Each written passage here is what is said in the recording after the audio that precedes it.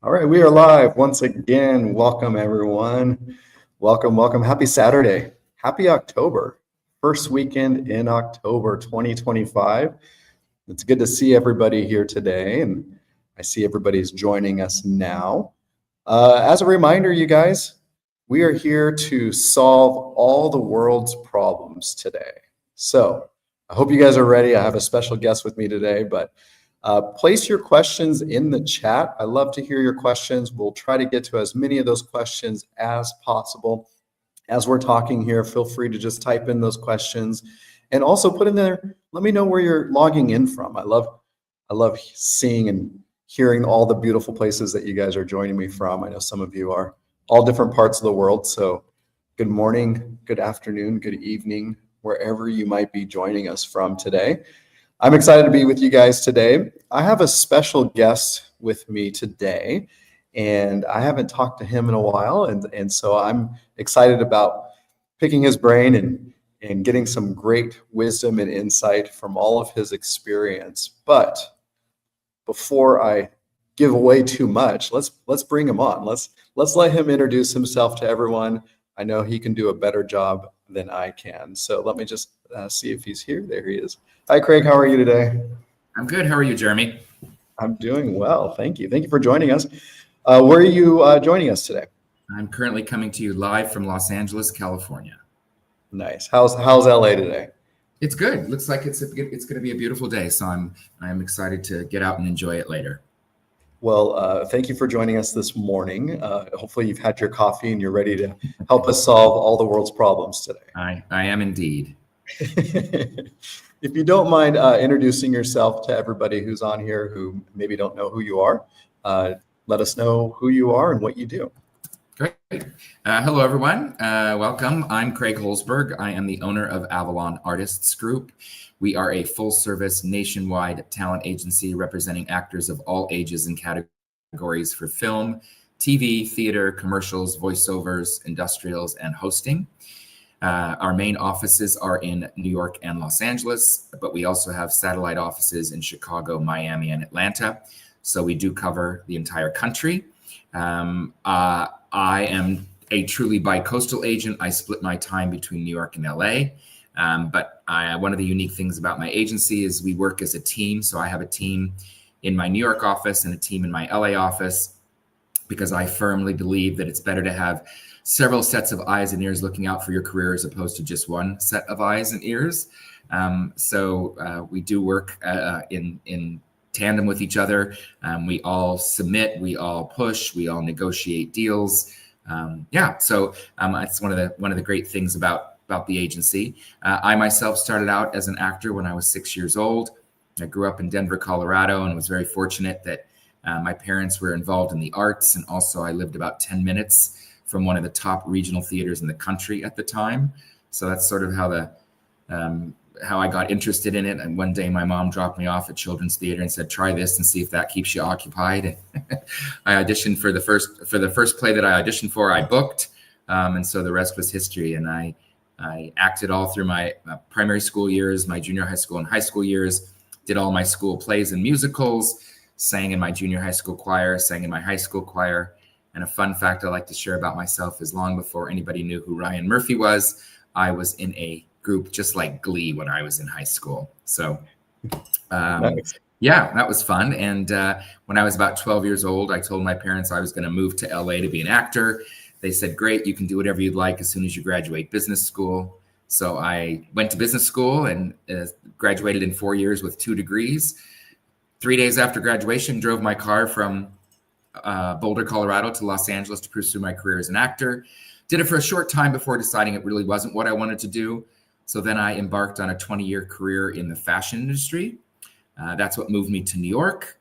And then after 20 years in the industry there, I transitioned back into the entertainment industry. 26 years ago, I started my career as an agent with another agency in New York. Worked for that agency for about 5.5 years before deciding I wanted to get back to LA as my home base and create the perfect career, which was to have a bi-coastal agency where I could go back and forth between what I think are the 2 greatest American cities in the country. And so in 2005, 23 years ago, I opened up my own agency, and that brings us to where we are today. Nice. I love it.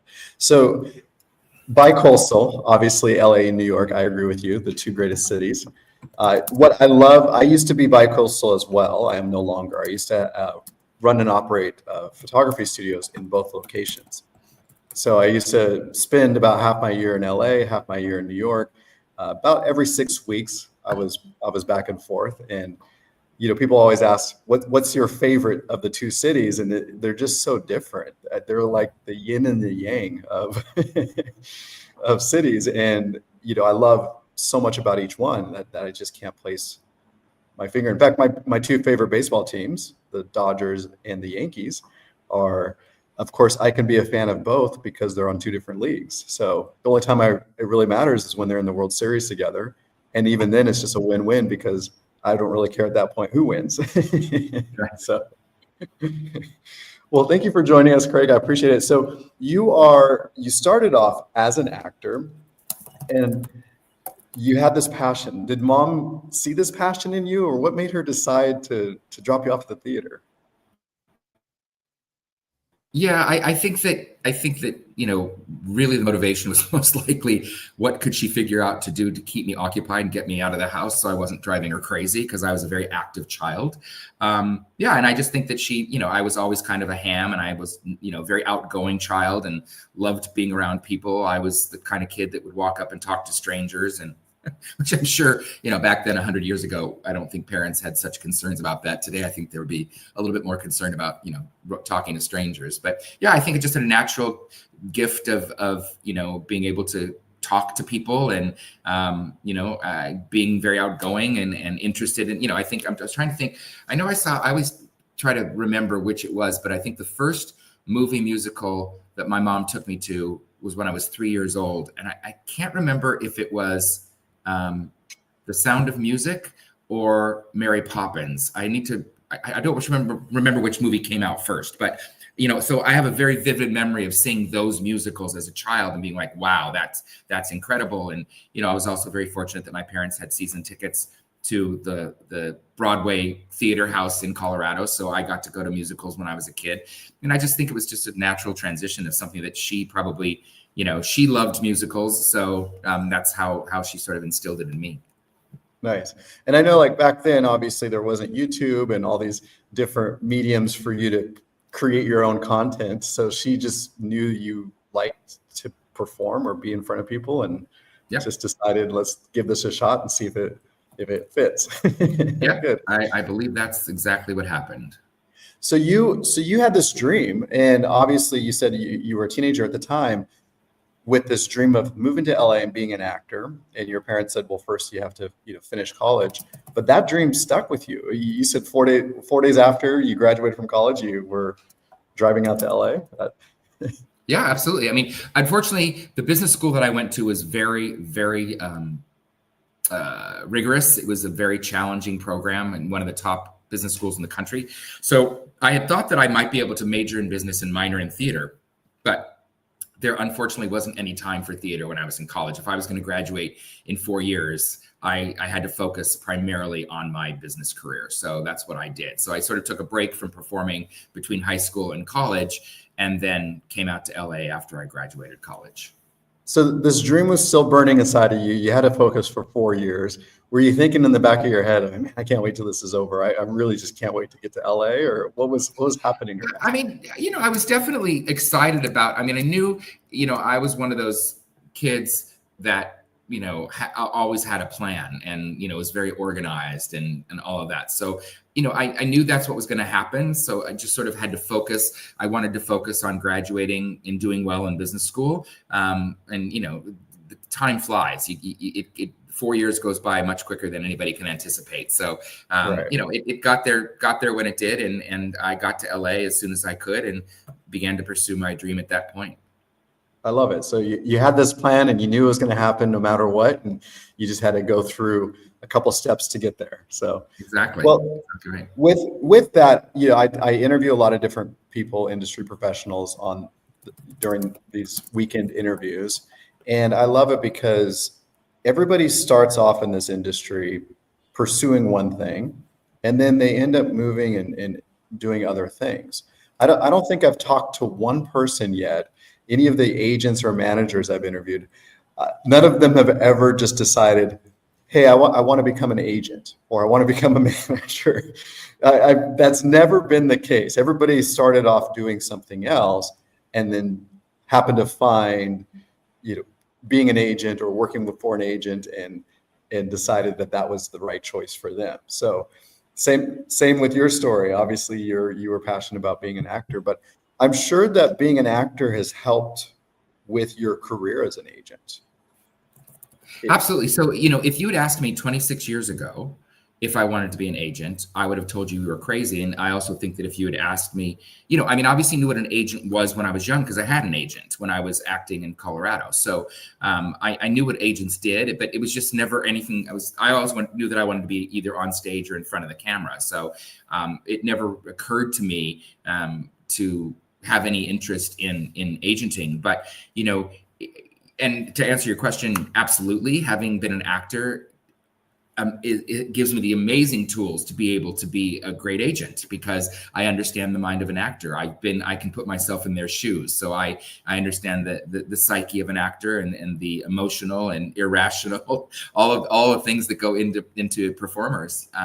But, I truly believe that we all go down the path we're supposed to go down at the time we're supposed to go down it. So this was definitely always in my future. I just didn't know it. And I think that's the same for a lot of people, but I do think what's unique and similar about performers is that I think we all know when we have that first experience of performing, sort of when the bug bites, we all know that like this is something that we relate to and that energizes us and excites us and that we're passionate about. And you have to be passionate about it. Obviously, it's probably one of the most challenging careers in the world because of what we deal with. But yeah, I just think that I was always meant to be here. I just had to do a lot of other things to get there. I think the path, everything we do in life leads us to the path or leads us down the path and in the direction that we're supposed to go. I love that. Now, do you ever see breakdowns come across your desk that you think you're perfect for and you think in the back of your head, maybe I should submit myself to this breakdown? So the answer to the first part of that question is absolutely. I see a lot of roles that I could certainly play, but I don't have any desire. My interest always lied more so in live theater and being on stage than being on camera. I mean, I did that on camera work. I did a lot of commercial work when I was younger. But being on stage is what was thrilling for me. There's no substitute for that immediate gratification of people showing appreciation for what you do. You don't get that when you film a commercial or you do a TV show or a movie, unless you win an award. I mean, certainly, when you're in a movie theater and you see a great movie with a great performance and people applaud at the end, that's great, but the actors don't hear that. They don't get that satisfaction. So for me, it was always stage is what really energized me. And I was also a singer and all of those things. So, but yeah, I think that, it's something that I think that performers share that is just, I'm sure people who decide they want to be doctors or lawyers or, chemical engineers have that same passion, but I think it's a little bit different for performers. Right. So I heard that some actors like to sneak into the theater with their movie playing. So they do get a little bit of that gratification of hearing people's reactions, but it's not the same. Yeah. I mean, I think that's interesting. Yeah. I mean, I guess they might, but I think that they're just setting themselves up to be disappointed if nobody responds at the end, because it's not a normal thing to be clapping at the end of a movie, Right. But it does happen. Well, I talked with an agent, somebody you probably know pretty well, Sean Brogan from the Brogan Agency, a couple of weeks ago. And we talk about different subjects.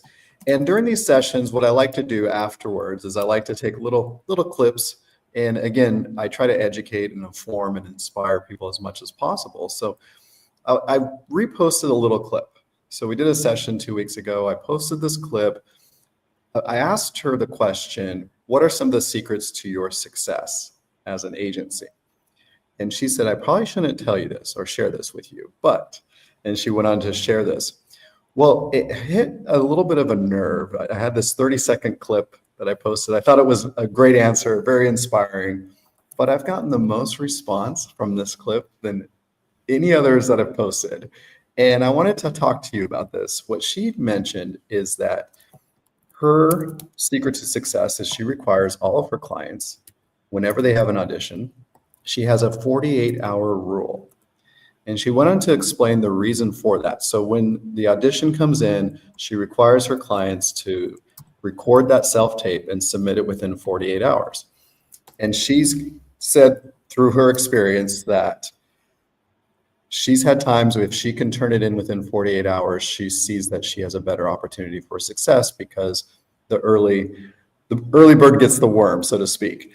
And we talked about why that was with casting and how the casting process works and how sometimes casting will select somebody early and then no longer continue the casting. Have you experienced this with all of your years in history of being an agent? Have you experienced a casting that gave you a timeline and then you went to maybe submit the last minute and it wasn't available anymore? Has that ever happened? No. So if you know, and I know Sean very well, and we also encourage our clients to get their tapes in as soon as possible. We also give them as much time as possible to prepare. We want them to have the most time to prepare, but we're very clear with our clients that first in, first watched.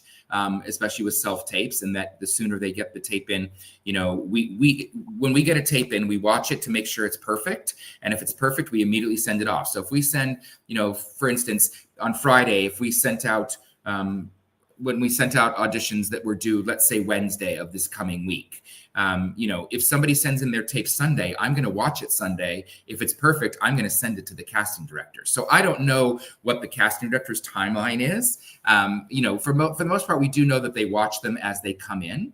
And the reason that I know that it's always best to get your tape in as soon as possible is because I have had on 2 occasions a situation where tapes were due, again, we'll use Wednesday. Let's say tapes were due on Wednesday and a client got a tape in on Sunday, and Monday night I had an offer for that client for that role. And the tapes, all the other tapes were not yet due, meaning the cast director was still accepting tapes. Obviously for backup reasons, there's a reason that they would do that, obviously. But so I've never had a situation where a casting director stopped taking tapes when they've given out a deadline. I mean, they're gonna allow the actors that time. But I have had on 2 occasions actors book a job before the tapes were all due. Right. And so she explained the same thing. The quicker you can get it in, the better opportunity you have. Because if that casting director decides they like you, they don't have to watch the rest of the tapes. Like you said, they might accept tapes for backup. The person that they selected might not be the director's choice, right? But can we explain a little bit about casting? Casting directors, their job is to find the right person, but they don't really make the ultimate decision, right? They usually have to filter it through somebody else. Correct.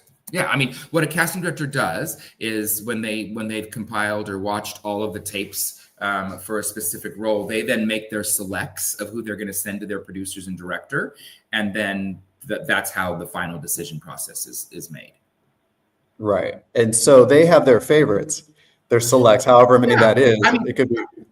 Yeah, I mean, I don't know if I would use the word favorite. I think I would use the word of the tapes they've seen, they're going to send the ones they feel are the best representation of what their team is looking for. I'm not going to say that personal opinion doesn't factor into it. I'm sure it does, because that's the job of a casting director. That's their job to determine who they think are the best options from the people that they've selected to audition for a specific role. But they're gonna choose the ones that they think are the best representation. Obviously, they have conversations with their producers and their directors. They know what they're looking for, and in some cases, I've heard stories. I've sat on panels with cast directors before where they've said, we sent in 25 tapes that we thought were great, and the director didn't like any of them, so we had to start over. So and they did start over. So, but that's not a reflection on the casting director or their taste. That's just that's a reflection on what the director is looking for. Right. And so just to make it clear too, people need to understand that casting, what their job, once their job's done, they usually will go on to another job. They look for that next project to cast for. Correct. So speed is always of the essence. If they can find somebody within a day after starting their job, well, they've completed the job. If the director's happy, everybody's happy. The director's happy after a day because it's saving them time. They don't have to look for that actor anymore. They can move on to other various, parts of the project that they're working on. There's a million parts of every project, right? Correct. And so the quicker the better. Speed is always the essential factor in it. And never wait until that last minute to turn the tape. And I found it interesting because we were discussing kind of a similar topic, but I guess we didn't make it clear enough to people that casting's job is to find the right person. And if they find that person on day 2 of a 2-week casting, like you mentioned, they're going to continue to accept tapes, but they may not even look at the rest of those tapes. If the director says, yes, this is the person we want, and signs off on it, they may not have to go and look at the other 200 tapes that they've received because they've already found the guy they hope will be the one for this part. Yeah, I mean, my guess is that, and the cast directors I know all do this. My guess is they're still going to watch all the tapes they've requested, because then it gives them, especially if it might be an actor that the cast director doesn't know well, they're going to want to see what kind of work that actor's done so that they can keep them in mind for other projects that they're casting. So I have to believe, I truly believe that the process works, and that cast directors, if they put out 35 or 40 requests for a self-tape for one role, and within the first day they get 10 and they think all 10 are great, and they send those 10 to the producer and the director, and the producers, the directors go, that's our actor, then then an offer is going to go out. But like I said, they want to have a backup in case the actor that they've chosen, something, the deal doesn't go through or whatever. And in most cases it's going to, but I trust the process that the cast director is going to still take the time to watch those self tapes of the actors they selected to audition, and to so that they can keep them in mind for future opportunities. Right, because that's what they're looking at as well. Is it not just that project, but what future projects they'll have that this person might be perfect for. Absolutely. What are some of you said you watch all the tapes that come through from submissions from your clients. What are some of the errors you've seen before that you've made them retape? What are some of the most common errors? The thing that we're looking for, obviously, is we want to make sure that the lighting is correct, that the sound is correct, that the framing is correct, but more importantly, that they're making choices. I mean, that's what separates every actor's audition from the other actors auditioning for those roles, is the choices that they make. So we want to make sure that our actors are making solid, strong choices. And if they're sending in 2 takes or 3 takes of a scene, we want to make sure that we're seeing something different in each take, that they're able to show the casting director that they have range. I mean, that's important. That's one of the challenges. There are a lot of positives to actors self-taping now for film and TV auditions, but the downside is they don't have that opportunity to be in the room with the casting director who can give them immediate feedback and redirect them. Right. Occasionally when we send in a self-tape, and very rarely, will a cast director write back and say, this is great, we'd like them to redo it with these notes. I mean, that happens 1 in 100 times, if that many. Right. So that's why when sending in a self-tape, it's got to be perfect. You got to make bold choices, strong choices. And if you're doing it more than once, you have to make sure that those takes are completely different. And when a casting director does send those back, it's almost a good sign, isn't it? It is a great sign. Because if that means they see something in the actor that interests them, and they see potential, so they want to give them the opportunity to, I don't want to say fix something, but take a note that they know that the director would be looking for that may not be apparent in their first take. Right. What are some of the worst self-tapes that you've seen where maybe something happened, the actor didn't catch it? I mean, the world of self-tape is... It's so funny that you asked this. This happens all too frequently, and there's not the worst. I mean, I pride myself on representing actors that are professional and well-trained and know what they're doing. However, what never ceases to amaze me is when actors don't watch their tape before they send it to us. So, they mess up the first couple of lines and they use couple select expletives and on, the curse on camera and say, oh, blank, I can't believe I messed up. Let's start again. And they send that to us. Well, and this is the danger of actors not watching their own self tapes for things like that, blips like that, or maybe their head got caught off, or the sound cut off, or the lighting wasn't great, or there was too long of a pause, or their reader said something off camera that we could hear that we shouldn't have heard. All these things is that and I don't understand this, but some agents and managers tell their actors, they give them the opportunity to just send their tape directly through EcoCast to the casting director without watching it. And if they haven't watched it and caught those mistakes, that reflects pretty badly on the agent and the actor, because the cast director is going to realize, oh, nobody watched this tape before they sent it to us. So right. I watch every single tape before I send it to a casting director to make sure it's perfect. So actors, watch your self tapes before you send them. If you have representation, before you send it to your agent or manager. And if you don't have representation, certainly make sure you've watched your tape before you send it off to a casting director. And you're going to learn so much from watching yourself anyways. You're going to learn the little things that you do that you don't realize you're doing. Yep. And well, I love that. I want to shift gears a little bit. I want to ask you about this, and not to get into politics, because honestly, I don't like politics. I'm not a big fan of politics or politicians themselves. But I know that just recently this week, Trump has announced something about tariffs on foreign movies. And I wanted just to pick your brain about that. I have my own opinion about that. I think, well, I don't know really what that looks like. I've never heard of this in my life before, but have you given much thought to this, or do you think this is good for the U.S. acting world?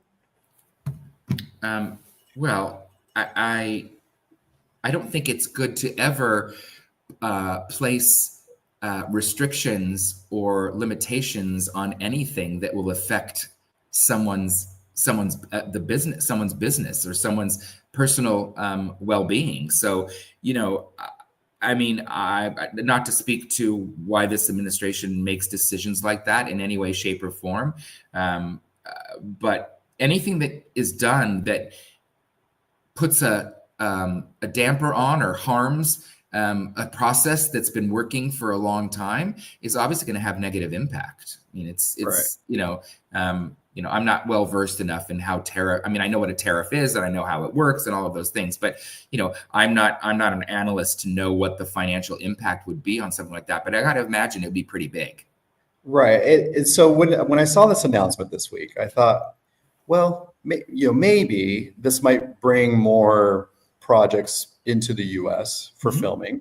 Mm-hmm. And I think that's maybe the reason behind it. Again, I can't speak for anything that they do, but you know how certain states, they'll open up tax incentives for production. So mm-hmm. let's just say, for example, New Mexico decides, hey, we want to have some more projects filmed here. So let's give a tax incentive for those productions to come to New Mexico. So they announced that they're going to do this tax incentive. These productions that are currently looking for places to film realize, hey, New Mexico might be a beautiful place for our set. Let's look into this. And because they've given this tax incentive, we're now doing production in New Mexico. Florida, a lot of states do this. I know Florida did it a while back, and then that incentive expired. And there was a show I was watching on Netflix that was filmed in Florida, in Key West area. I forget the name of that show. It was pretty popular maybe 4 or 5 years ago. And I know what you're talking about, and I can see the lead actress. She's blonde. Yeah, what is the name of that show? Was she like an evangelist or something? I can't. Oh God. Yeah, I know exactly what you're talking about, but I cannot think of the name of it.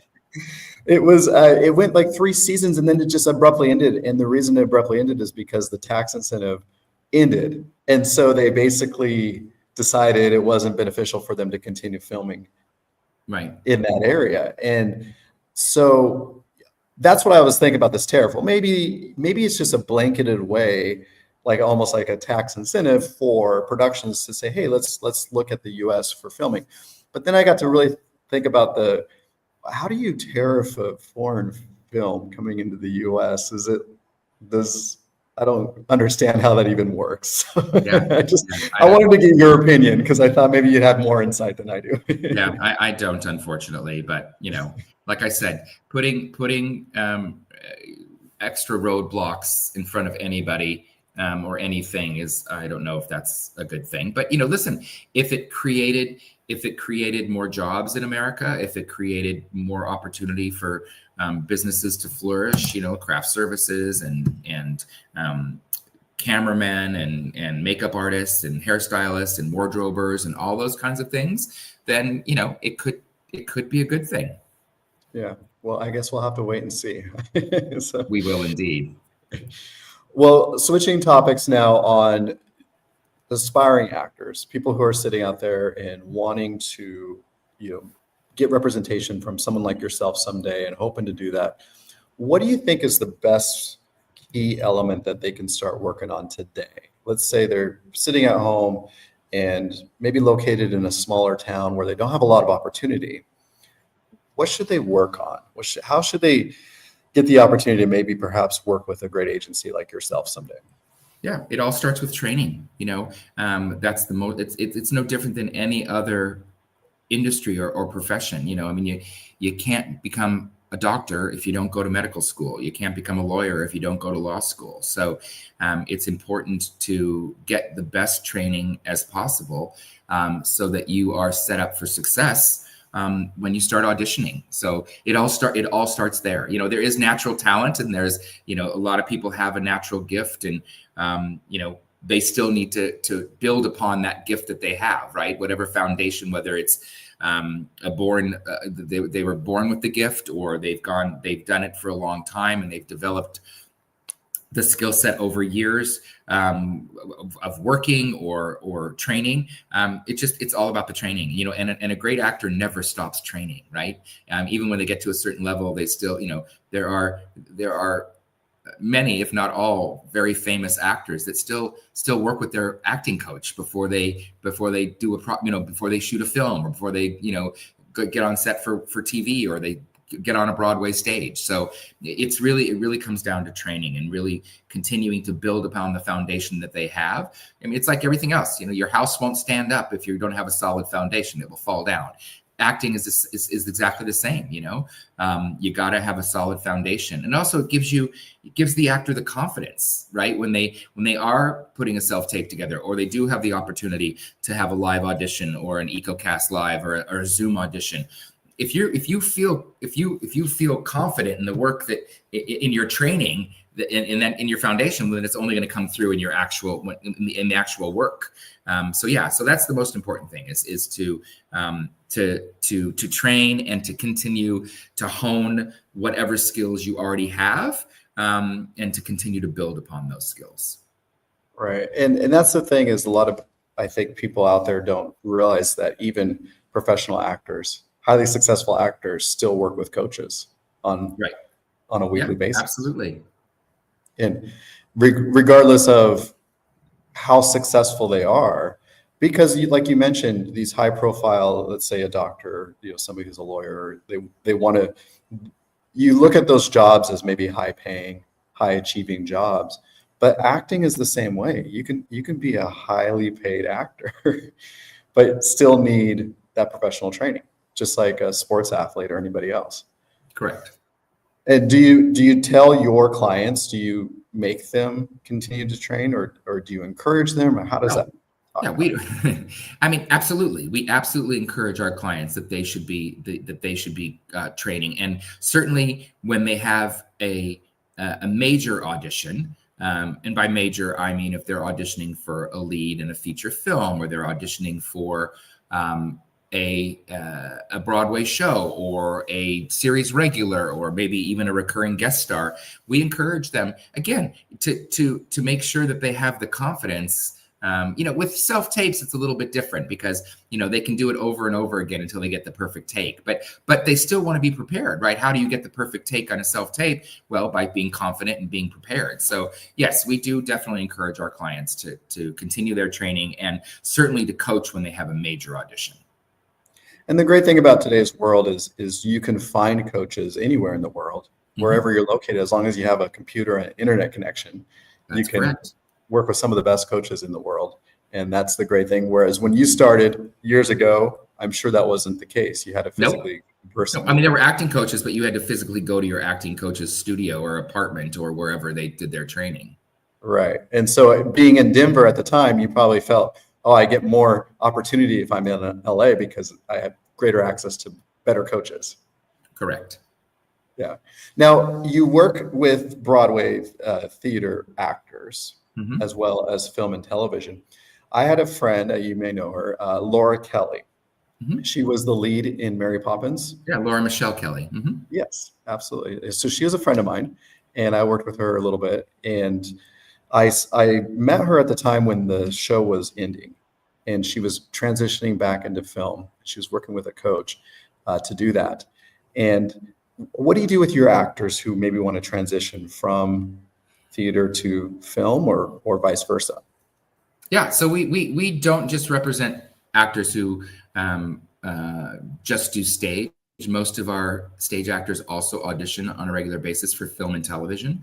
So yeah, it just goes back to training and coaching. I mean, a great actor is going to have great skills, right? And they're going to have those natural instincts. But auditioning for a Broadway show is very different than auditioning for a television show or for a movie, right?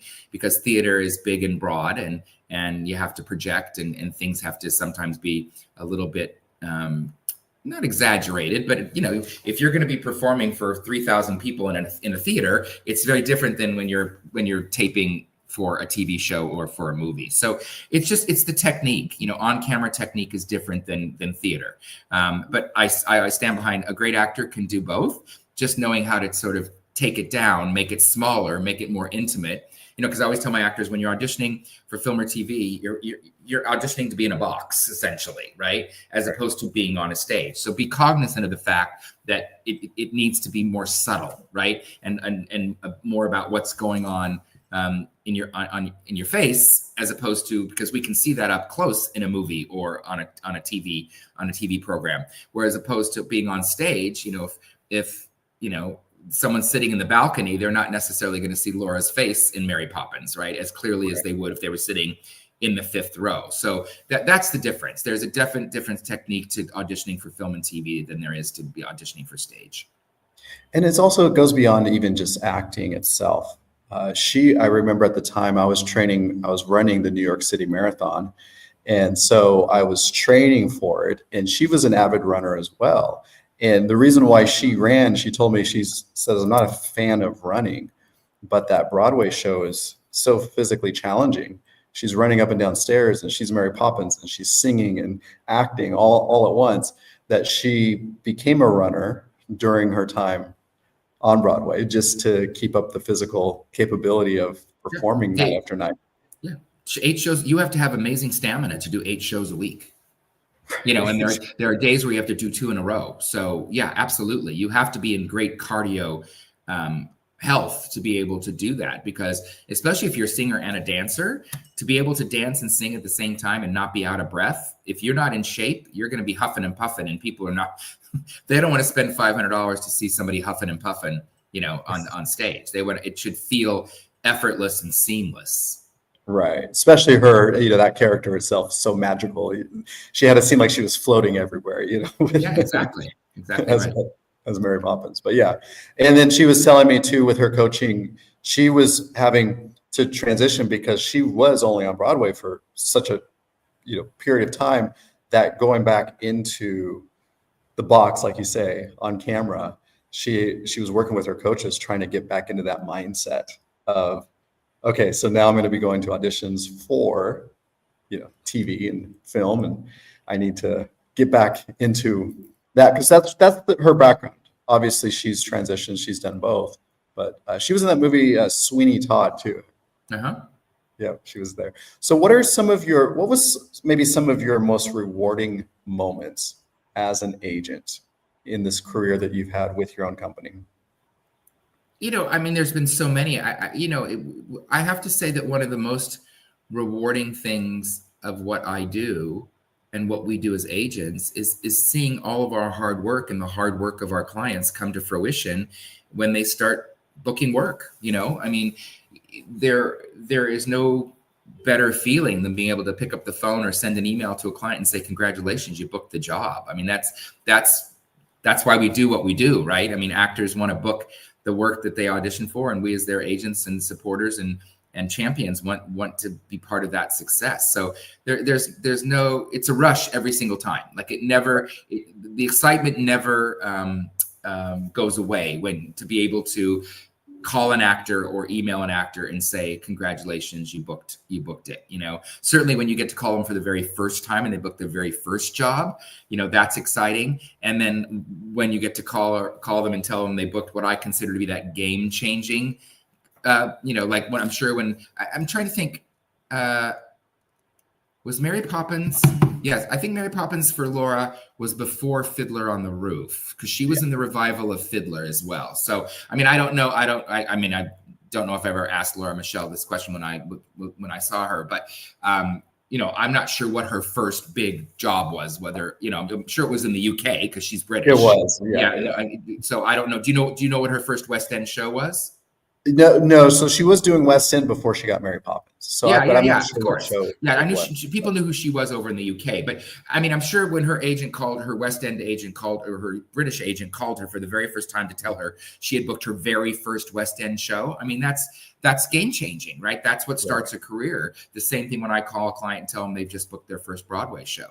That's just the beginning of many Broadway shows that they're going to be doing. So there's no substitute for the joy of being and the excitement and the elation of being able to make that phone call. Right. I love that. And I love seeing clients on projects, no matter how big it is, how small it is, their first TV commercial, the first time you see it out in public, where you're watching TV and all of a sudden it pops on and I always message them. I can remember going back to when I started my career as an agent, I got to call an actor and say, well, you just booked it. You're now going to be a corpse on Law and Order. And just the excitement of the fact they were just going to lie dead on an examination table, like that was exciting, and I get that because that's validation of all of the hard work and all of those thousands of auditions you had before you booked your very first job. Yeah. A corpse on Law and Order. Oh, yeah, that was a huge thing. I mean, it's not so much anymore, but originally, yeah, like every episode always had a dead body, and people were like, "I'll give my left arm to be a dead body on Law and Order." It's just like sort of a rite of passage, right? Yeah, right. We don't see a lot of breakdowns for corpses on Law and Order anymore. Gone are those days. Yeah, they have to use. They probably don't. Right, they have such great mannequins and great, I was going to say, yeah, they probably don't have to use a real human for that. Okay, how long do I have to hold my breath while the camera's on? Exactly. Yeah. Stay very still and don't breathe. Yeah. With your career and working by Coastal, is it hard for you to find new talent? Are you so busy with your back and forth, or do you guys still bring on new clients as well? Oh yeah, no, I mean there's never any lack of ability to find new talent. I'm a firm believer that as an agent, it's my job to always be looking for new talent. It's just a matter of whether or not that the person that we may have interested in fits into the roster at the time, right? No two actors are exactly the same. A lot of times actors will say, well, we can't represent you because we have someone exactly like you. Well, there's nobody exactly like anybody. And I mean, even like I represent a couple sets of identical twins, and even though they're identical twins, they have different personalities. They have they look exactly the same, but they don't act exactly the same, right? So right. It's a matter of making sure that when we're interested in a potential new client, that new client brings something to the table, whether it's special skills or sensibility or whatever, that separates them from the other clients that we have in their category. So if we're looking, if I'm looking for an actor, a Caucasian male, in your category, you're not exactly like anybody that I represent in your category, but are you similar in your acting style? Do you have similar special skills? Is there something that separates you that I can offer, that I could sell to a casting director, that the clients on my roster, I can't currently do that. So that's what we're looking for, because we don't want to be in a situation where we're working on a breakdown and we have 40 people that could all fit the breakdown. That if we have 40 people that can fit one breakdown, one role, then that's too many people in that category. Right. Because, we want to make sure that we're submitting our 4 or 5 top, right? Like if it's a co-star, we'll submit, if it's a co-star and they're looking for a male, 20 to 30 all ethnicities, well, of course we're going to submit more than 5 people, because we're going to submit our two or three top in each ethnic background, right? But if it's a guest star, and they're looking for someone like that, we're only going to submit, even if we have 4 or 5 of that's a perfect fit, then we'll submit. But most likely it's usually 2 or 3. So when you do find somebody, or you're looking for somebody new, if somebody doesn't have experience, does that concern you? Or if they just have a great personality, like what are some of the attributes you're looking for in new clients? Yeah. So I mean, again, it goes back to training. I mean, we don't, depending on the age of a new actor, certainly we go to all the college showcases and we look for new talent from all the graduating conservatories.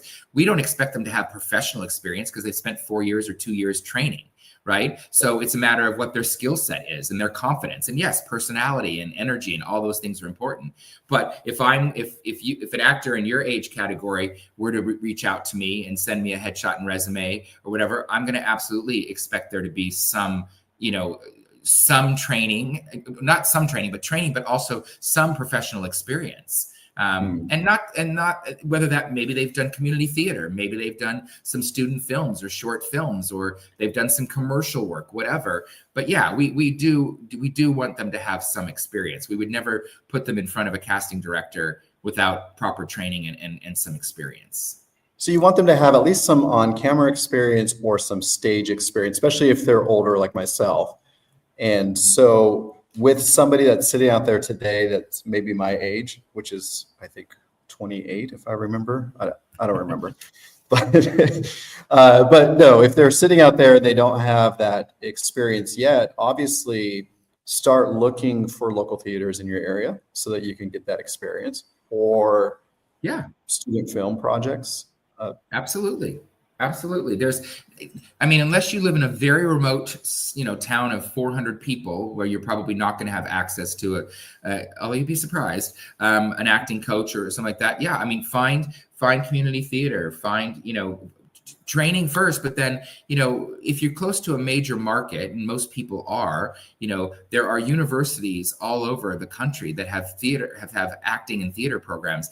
And the acting program, if they have a directing or a writing program, those students have to produce films or projects in order to graduate, right? So, and they need actors to fill those slots where they're not paying anybody anything. They're just looking for people for experience. So there's always some availability somewhere. You just got to do your due diligence and, look into the resources that are close to home. And they can only use their friends for so many roles. Correct. So with their student film, they have all their 5 friends in it, but they also need older actors or younger actors or different people to play different parts. Correct. So, yeah. Now, on the reverse side of this, what should an actor look for in an agent? I know that there's a lot of agents out there, a lot of great agencies, you guys being one of them, but what do you recommend when an actor is seeking an agent? Should they find just the first person that wants to work with them, or should they try to make sure that they're a good fit? Like, how do they decide? Yeah, it's a very important decision, and one that should not be taken lightly. And so, I always tell actors, don't sign with an agent just to have an agent. Make sure you sign with the right agent. There are a lot of amazing agents and managers out there. Just do your research, do your due diligence, sit down with a list and say, okay, these are the things that I'm looking for in an agency and an agent. And then do your research and then reach out, actors have access to almost every major agency and management company out there. We have websites. You can go on IMDb Pro. All of those things that I'm sure that, that actors know about, and do their research, and then start reaching out and to the agencies and or management companies that they're interested in. And hopefully, one or a few of them will reach back out and say, hey, you look interesting. We'd love to set up a meeting to get to know you. And that's the most important thing. But learn about, if you are fortunate enough to get that meeting with an agency or a manager, do your homework before the meeting. Like, I'm always surprised when I sit down in a meeting and say, so great. So, tell us about yourself. And, the first red flag for me is if an actor can't talk about themselves, there's a problem, because actors usually love to talk about themselves. But also too, if we're, in that interview process, we're trying to get to know you. We've already seen something, that sparked our interest regarding your acting, but now it's an opportunity for us to get to know you as a human being and as a person. So, it's really important that you be yourself. Don't try to impress us. I'm not easily impressed. And I can certainly tell when somebody's trying to be something that they're not, or they're trying to impress me. Just relax. Be yourself, have fun, come prepared with questions, do research. I'm always impressed when actors say, so I know that, you started out as an actor and you worked in fashion for 20 years. And what made you decide to become an agent? That, again, do I like to talk about myself? Well, I don't mind it. I mean, I was an actor as well, but that's part of my job. I have to talk, all the time. I have to talk about my clients and that sort of thing. So, I'm always impressed when they've done their research and they know who I am and they know about my agency. And then there's an opportunity for us to get to know you and find out what makes you tick. What are your goals? I'm always also surprised too when we ask questions like, so, they'll say they want to do television. We're like, great. What are you watching on TV that you love right now that you think you could be a part of? Oh, I don't really watch a lot of television. Well, that's a red flag to me. If an actor wants to be on TV, but they don't watch television, how can you know what's being filmed in your market, B, what the culture of a show is, right? What if you're going to audition for Matlock, you better have watched Matlock to understand that the dialogue on that show is very fast paced, right? It was the same thing with the name Scandal, the Kerry Washington show. Same thing. If you watch that show, the dialogue was like surefire. It went back and forth very quickly.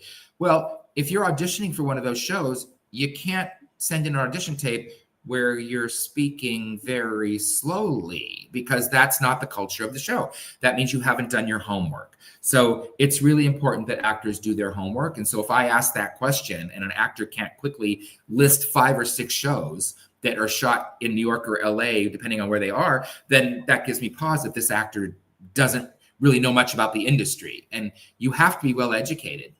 You have to know what's going on in your industry. And so going back to the meeting with you want them to do homework and be prepared for you, but also moving forward for every project. I always encourage actors, every project, do your homework before you get. If your agent or manager or a casting director sends you a self-tape for a show you have never watched, you better watch a couple episodes before you send in that self-tape. Right. Yeah. It's just going to give you more knowledge of who you're working with and more knowledge. And confidence. I go back and give you the confidence to know what you're doing. Right. You got to know what you're doing. I love it. Well, I'm running close on time today. I don't want to keep you all day. I know that you have probably some great things happening this weekend. Any big plans this weekend? Just seeing a lot of theater. I'm going to a show tonight and a show tomorrow night. Nice. Yeah. So still passion for theater. Yeah. It's honestly, I love film and TV, and film and TV is great. And obviously, actors who are series regulars on television and leads in major feature films make a lot more money than someone who's necessarily on a Broadway stage. But I love, again, it's the actor in me, the fact that I always loved being on stage. There's no replacement or no substitute for feeling that immediate rush and adrenaline of seeing a live performance. So yeah, I'm still a big theater fan. Well, enjoy the theater. I appreciate you spending your morning with us on LA right now, and always a pleasure. Thanks for having me. I think we almost solved all the world's problems, but I don't think we got to quite all of them yet. But yeah, there's probably a few more that we need to solve, but we can save that for the next one. We'll save it. Great. Well, Craig, it's good seeing you. Hopefully I'll see you soon. Thanks so much. Have a great weekend. All right. Bye, everybody. Thank you.